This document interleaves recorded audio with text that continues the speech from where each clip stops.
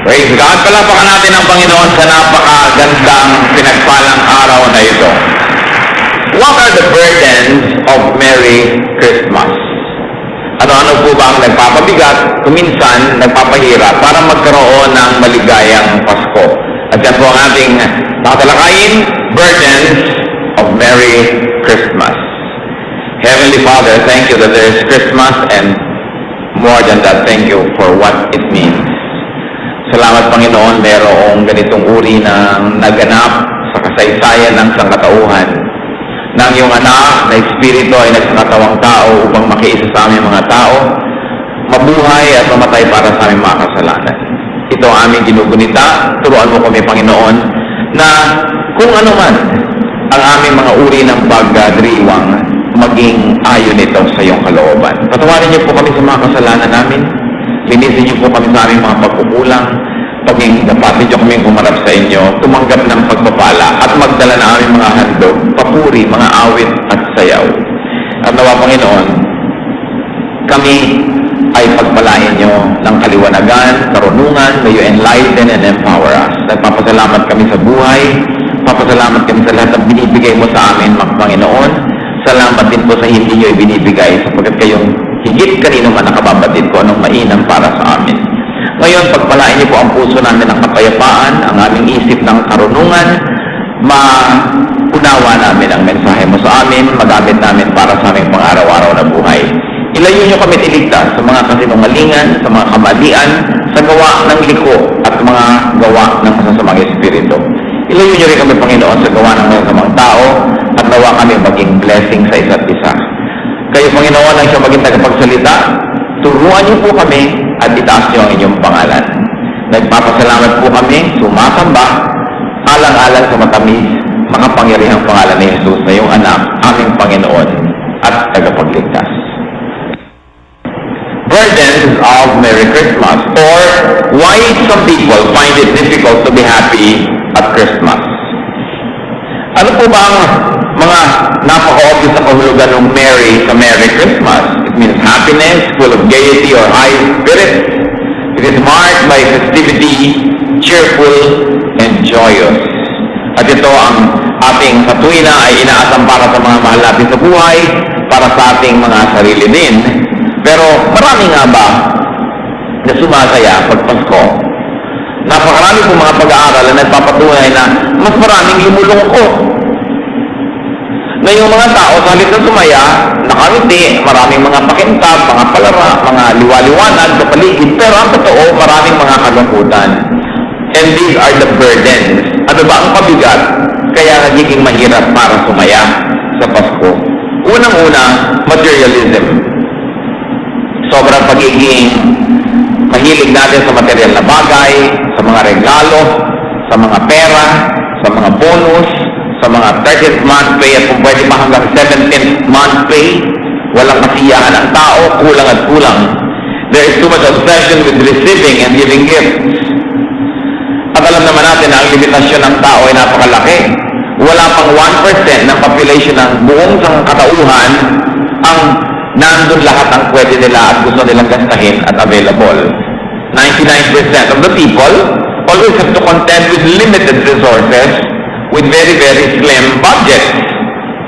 Sobrang dami natin gustong mahalin at magmahal sa atin at puminsan yabang na rin, kaya gusto natin magregalo na magregalo, magkahalong pagmamahal at pagyayabang na rin yan, at pride at kung ano-ano humihirap. This materialistic orientation of Christmas causes great stress and anxiety. Kaya maraming hold-upan pag Pasko, maraming kidnapan, maraming tukutan, nakawan, kasi ang mga tao are trying to make extra money just to be able to give extra things to their loved ones. Never mind if they have to rob other people who are also loved by others and who are also loving others, who themselves would like to give extra things to their loved ones. Ang nangyayari, rule of the jungle, the law of the jungle, agawan madalas. Kaya maraming krimen pag Pasko. At mahirap sumaya if there is so much rush, and in the cities, crazy traffic jams, and of course, the season has impossible demands and very impossible needs. Yung mga sikat na tao, napakaraming kailangan pagbigyan, puntahan ng mga party, laging late dumadating sa isa at maagang umaalis doon sa isa, walang nabubuo sa dami ng pupuntahan. Nakakalito. Ang dami-daming regalong dapat ibalot, ang dami-daming taong dapat pasalamatan, ang daming dapat maalala, at laging may magtatampo dahil hindi siya naalala o hindi niya nagustuhan ang ibinigay sa kanya. Mahirap tuloy sumaya kung wala o kaya kung kulang ang pera. Gaano karaming tao ang maraming pera? Kaya marami din nalulungkot. Another burden of a Merry Christmas is the concept of family and togetherness. Kita-kita natin sa Belen, may tatay, may nanay, may anak, may mga bisita. Kita natin sa mga Christmas card, may nadagdag pa. Pag Pilipino yung Christmas card, may lolo pa, may lola, may mga ninong, ninang, may mga inaanak, may mga kamag-anak, kaibigan. Pagkarami-raming tao, sa totoo lang naman, marami pong pamilya dysfunctional. Maraming pamilya, wala naman yung tatay nasa piling ng iba o kaya nasa abroad. Maraming mga pamilya, wala naman yung nanay o kaya wala yung mga anak. Kahit 10 ang anak mo ngayon, lahat ng kakalat sa buong planeta, kuminsan wala ka rin kasama kung Pasko. Samantalang binobombard ka ng mga commercials, advertisements, print ads, ng mga pamilyang sama-sama, tawanan ang sasaya. Tapos namimiserablehan ka tuloy sa sarili mo dahil kulang-kulang ang pamilya mo. In fact, many people and many families are divided. Parehong buhay ang magulang pero naghiwalay. Nagkatampuhan na magkakapatid, ayaw magkita-kita, kulang-kulang. Many people do not have complete families. It's a fact of life. Many people are away from loved ones. And many people are separated due to poverty. They have to survive due to profession or livelihood or due to work schedules. Lalo na nung umuso yung mga multinational companies based in the Philippines na ang sinusunod ng empleyado yung oras sa ibang bansa at hindi oras dito, hindi mo na makakasama talaga sa Noche Buena o Medianoche ang mga mahal mo sa buhay dahil may trabaho. Pagka hinihingi natin lagi sa sarili natin na kumpleto ang pamilya para sumaya, kailan kayo sasaya? Nakukumpleto lang ang pamilya sa lamay at libing. Kasi talagang yun ay pinaglalaban natin na kailangan makarating ako. No? Kailangan nandun lahat ng tao. Pag marami kang requirement, lulungkot at lulungkot ka, dahil ang binibilang mo yung wala at hindi yung nandun. Pero tingnan natin yung original Christmas. Kumpleto ba ang pamilya? Joseph and Mary had to be uprooted from their community to go home to an ancestral homeland na maaaring hindi na sila masyadong current in their social relationships. At sila-sila lang yung nagpasko sa isang miserableng lugar. Kaya ang layo-layo ng mga expectations natin ngayon tungkol dyan. Not to mention that the family among humanity's social units could be the hotbed of enmity, of jealousy and sama ng loob. Kung meron pong social unit na may pinakaraming nakatanim na sama ng loob, hinanakit, tampo, galit, alitan, mga utang na hindi nababayaran, mga masasakit na salitang nadinig, mga kalupitan na natanggap, mga parusa, mga kim-kim na mga galit, pamilya ang pinakamarami nun. Ang isang buong pamilyang ganyan, mas maraming nakatanim doon ng mga sama ng loob at galit sa isa't isa kaysa siguro sa isang kumpanya, kaysa sa isang barangay. Kaya kung lagi natin sasabihin, kailangan buo masaya ang aming pamilya para ako sumaya, konti-konti lang ang sumasaya sa ganun. Maraming mga bata ay lumalaki ng walang magulang o kalahati lang yung magulang na nandun for whatever reason. Maraming nauulila, nababalo. Ganun ang totoong buhay eh. At yun ang buhay na ipinamuhay ng Panginoong Yesus. Pati ang kanyang mga disipulo, pati ang kanyang mga tagasunod, madalas sila nawalay sa mga pamilya sa pagmimisyon. Sabi pa ng Panginoon, whoever left mother or brother or father or sister or wife or husband because of me will be rewarded greatly in heaven. Kasi alam niya that the demands of the faith, the demands of the missions would call for people being separated from familiar social environment. Bigyan ng tao yung kumpleto lahat ng mahal niya sa buhay nandyan. Yan ang ideal. Kung nangyayari sa inyo yon, magpasalamat kayo sa Panginoon. Pero kung hindi nangyayari sa inyo yon, yun ang mas normal. Mas makatotohanan na pagtanggap sa realidad. Pagka ganyan ang image ng pamilya, mahirap tuloy sumaya. Dahil meron tayo expectation kung ano ang Pasko. Another burden of a Merry Christmas is the concept of romance. Na ang buhay ay punong-puno ng romansa, pag-iibigan, pagmamahalan, pagsusuyuan, no? Magno-noche buena ka pag may medianoche, nagtatalo-talo pa ang mga kamag-anak kung ililibing bago mag-New Year or after. Dapat daw ilibing bago mag-New Year dahil pag inabutan ng New Year, maraming mamamatay. No? So, kung ano-ano, nagkakagulo-gulo yung pamilya because events respect no calendar days. And sometimes terrible events can come even at Christmas time. There are myriads of reasons to be unhappy, to be miserable, any time of the year, even in and especially during the Christmas season. Ecclesiastes 3:1 and 4, there is a time for everything. A time to weep, a time to mourn, and it is a respecter of no holidays. Ecclesiastes 9:11, time and chance happen to all. Now, what are the elements or some of the major elements of the original Christmas? Kung ating susuriin ang mga nagpapabigat sa feeling kung Pasko at sa iba pang mga holidays, ano ba talaga yung mga nagharing damdamin at mga pangyayari nung kauna-unahan at original na Pasko? Luke 2:1. In those days, Caesar Augustus issued a decree that a census should be taken of the entire Roman world. 3-7. And everyone went to his town to register. So Joseph and also went up to the town of Nazareth in Galilee, to Judea, to Bethlehem, the town of David, because he belonged to the house and line of David. He went there to register with Mary, who was pledged to be married to him, and was expecting a child. And she gave birth to her firstborn, a son. She wrapped him in cloths and placed him in a manger, because there was no room for them in the inn. So yan po yung original Pasko. Magpapalista para sa taxation purposes. Malayo ang pinaglakbay ni Mary at ni Joseph para magpalista sa hometown ng kanilang mga ninuno. At kagampan pa naman itong si Mary, mga anak na, pero susundin siyempre ang utos ng empire. At dahil wala na silang matuluyan, nanganak na lang siya sa isang tuluyan o bahay ng hayop. At doon nangyari ang unang Pasko. So what were the elements of the Christmas of Joseph and Mary and even Jesus? Suffering. Suffering due to oppression and poverty.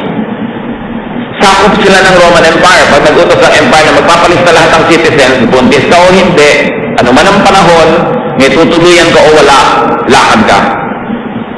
There was difficulty.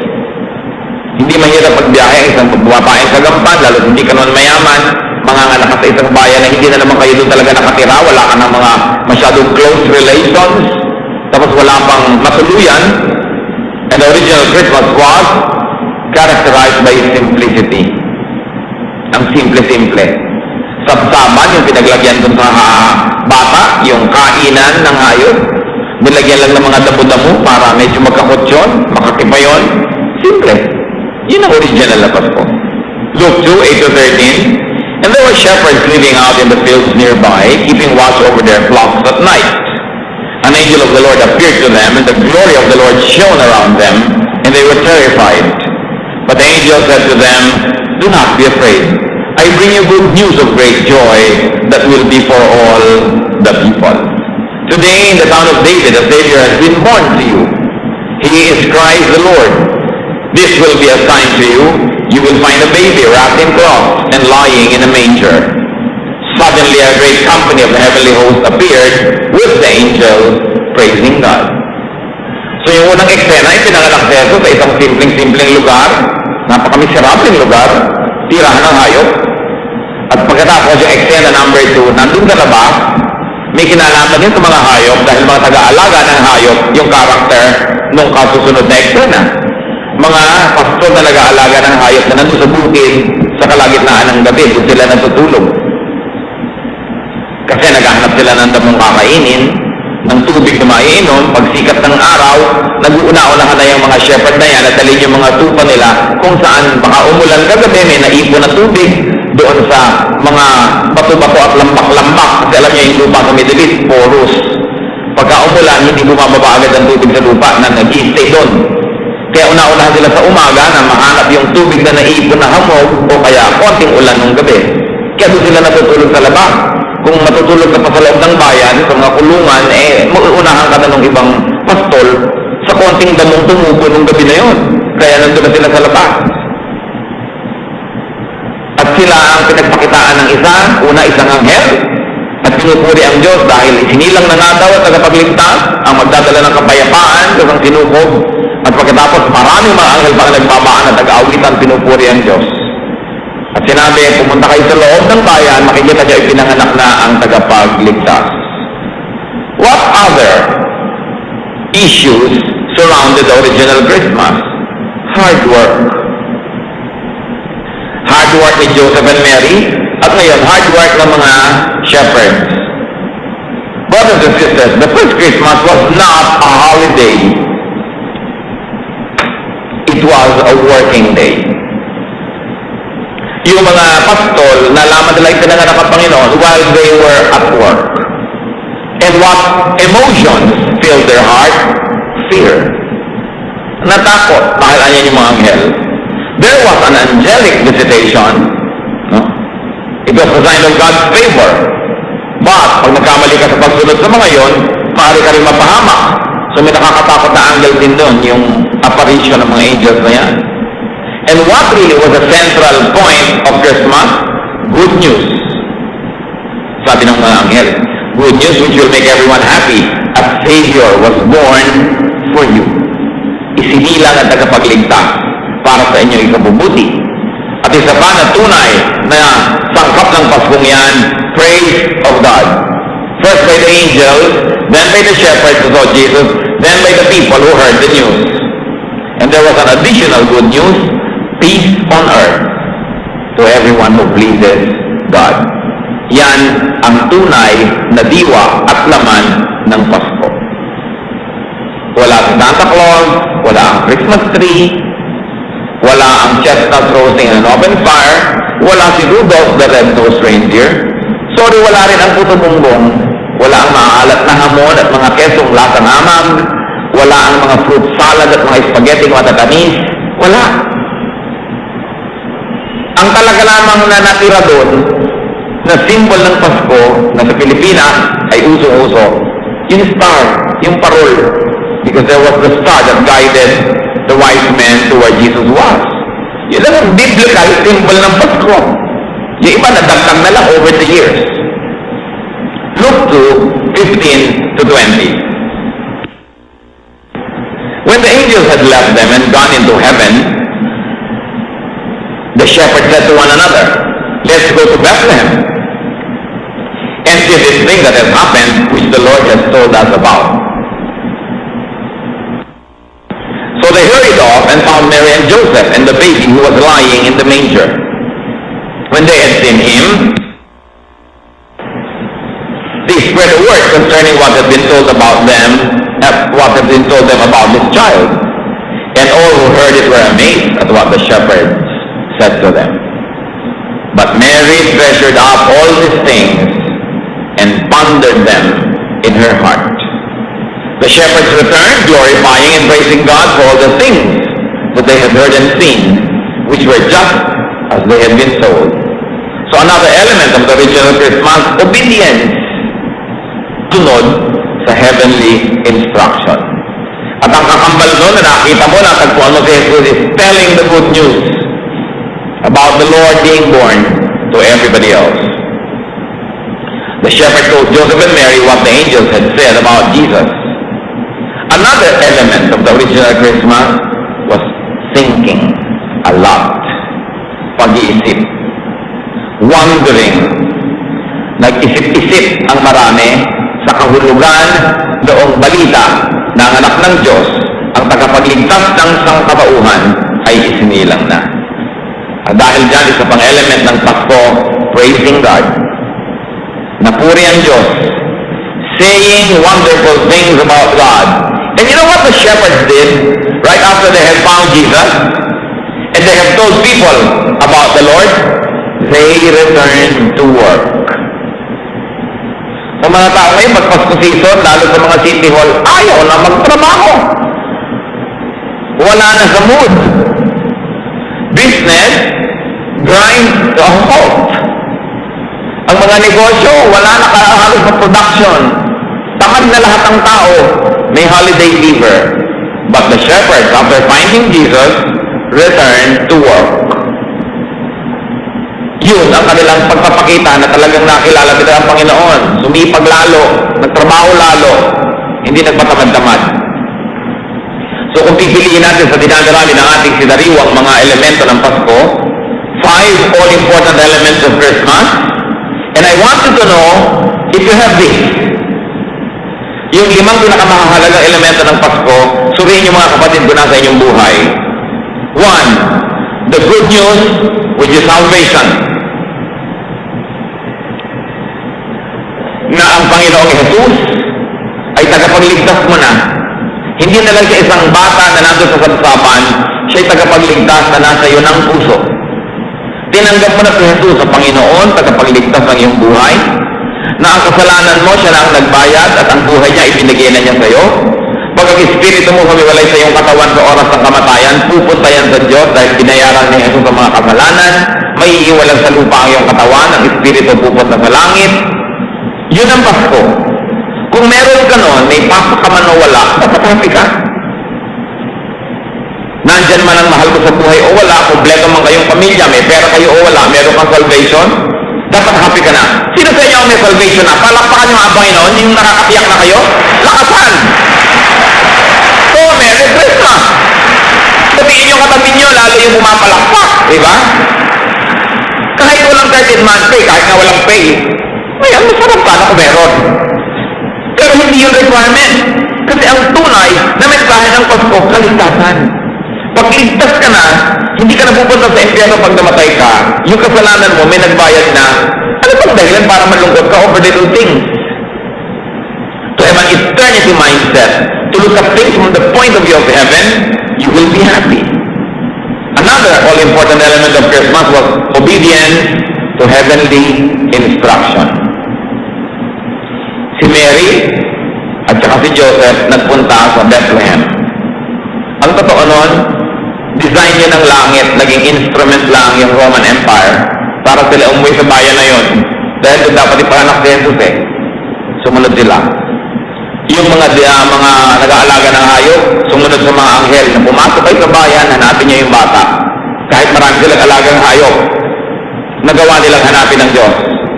Hindi yung marami kang hanap buhay, marami kang negosyo, marami kang ginagawa, marami kang alaga, wala ka ng panahon na hanapin si Jesus. Pag si Jesus hinahanap mo, kahit sa busy, Pasko yun. Kahit anong araw, matapat sa kalendaryo. Pag hinahanap si Jesus. At lalong-lalo naman ang element of Christmas, finding Jesus. To find Jesus in the Bible, in the church, in fellowship, in people's hearts.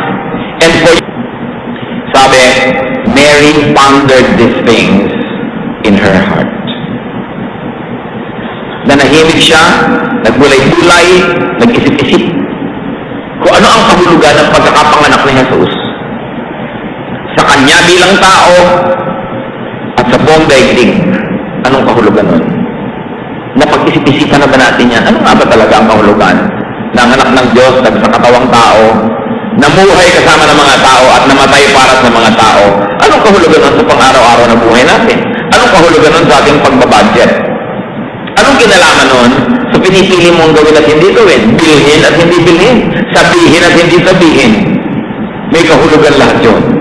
Na iko-connect ba natin ang lahat ng ginagawa natin doon sa diwa ng Pasko na ang Diyos namatay para sa atin, para tayo maligtas.